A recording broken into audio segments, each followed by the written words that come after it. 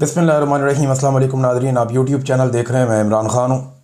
Nadreen, मैं ये video सुबह के वक्त रिकॉर्ड कर रहा हूँ। सारी रात हम जागते रहे और जो मनाज़िर देखे वो इंतहाई तकलीफ़ दे हैं। पाकिस्तान की तारीख़ के बुरे दिनों में से एक और बुरा दिन, मुरीदखे में खून की होली खेली गई है और निहत्ते तहरीक लब्बैक के कारकुनों पर गोली चलाई गई, उनके ऊपर शेलिंग की गई, उनके ऊपर टॉर्चर किया गया। बहुत सारे ज़ख्मी हैं, बहुत सारे शहीद हो गए। तहरीक लब्बैक से या उनकी पॉलिसी से या उनके नज़रिए से आप इख्तलाफ कर सकते हैं। बहुत सारे लोग कहते हैं कि ये इंतहा पसंद है। हो सकता है मेरी सोच भी इनके ख़िलाफ़ है, लेकिन आज मैं ऐसी बात नहीं करूँगा। लेकिन कभी भी एक इंतहा के ख़िलाफ़ जो दूसरी इंतहा है उसको सपोर्ट नहीं किया जा सकता, क्योंकि वो भी एक तरह की इंतहा पसंदी है। मुल्क में कानून मौजूद है, आइन मौजूद है, रियासत मौजूद है, रियासती इदारे मौजूद हैं, पूरा एक स्ट्रक्चर है जो मौजूद है। ये नहीं होना चाहिए था। बहुत अफसोसनाक है।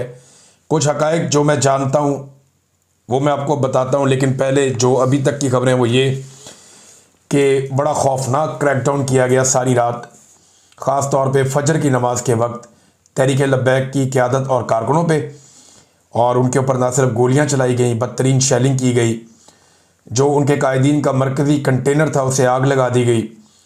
मैंने बेशुमार मनाज़िर देखे हैं कि लोग सड़कों के ऊपर पड़े हैं और उनकी जान बचाने के लिए दूसरे लोग कोशिश कर रहे हैं।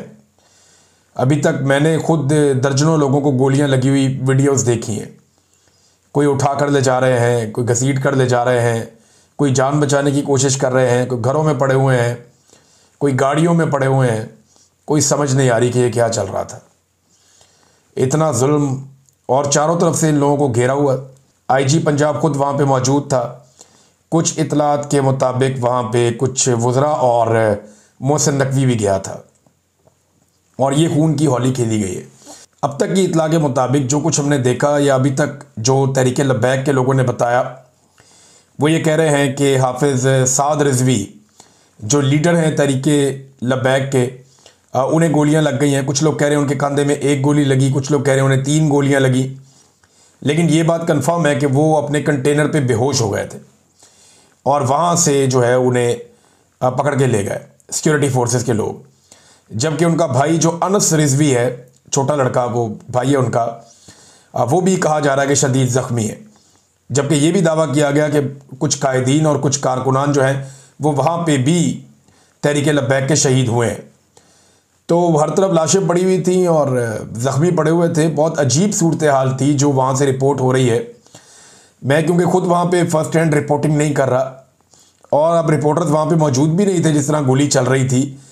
हम अभी इन्हिसार करेंगे तहरीक लब्बैक जो बात कह रही है उसके ऊपर। और तहरीक लब्बैक ये दावा कर रही है गुज़िश्ता 24 घंटों से, बल्कि इससे ज़्यादा टाइम हो गया, कि उनकी लाशें छीन ली जाती हैं, एम्बुलेंसेज में डालकर गायब कर दी जाती हैं। बता ही नहीं रहे कि उनके कितने लोग मारे गए हैं और उनकी लाशें गायब की जा रही हैं, उनके ज़ख्मियों को गायब किया जा रहा है। बल्कि वहाँ पे बख्तरबंद गाड़ियाँ जिस तरह भाग रही थी उसमें ये दावा किया गया कि बहुत सारे लोग इन गाड़ियों के नीचे भी आ गए। ये खौफनाक मनाज़िर हैं। 26 नवंबर के बाद हमने इस तरह के मनाज़िर अब देखे पाकिस्तान में। इससे पहले इस तरह की चीज़ें हमने 26 नवंबर को देखी थी और ये इंतहाई तकलीफ़ दे मनाज़िर हैं जो लगातार दिखाई दे रहे हैं। बहरहाल दोनों भाई जो लीडरान हैं वो दोनों गिरफ़्तार हो गए हैं। सिक्योरिटी फोर्सेज उन्हें उठाकर ले गई हैं और इतला ये दी जा रही है कि दोनों ज़ख्मी भी हैं। अब मैं आपको ये भी बता दूं कि साद रिजवी गुज़िश्ता 24 घंटों से ज़्यादा हो गए हैं लगातार बार बार कह रहा था कि मेरे साथ मुज़ाकरात करो, हम टीम भिजवा देते हैं, उनके साथ मुज़ाकरात करो। बल्कि उन्होंने यहाँ तक कह दिया कि हम 1-1.5 महीने के लिए अपना ये मार्च मुलतवी कर देते हैं, हमें मुज़ाकरात का मौका दिया जाए, हम बाद में दोबारा आ जाएंगे। और यकीन दिलाते हैं कि सिर्फ अपना एक प्रोग्राम करेंगे 1 दिन का, कहीं पर भी हम धरना नहीं देंगे। वो काफ़ी बैकफुट पर चले गए थे। उन्हें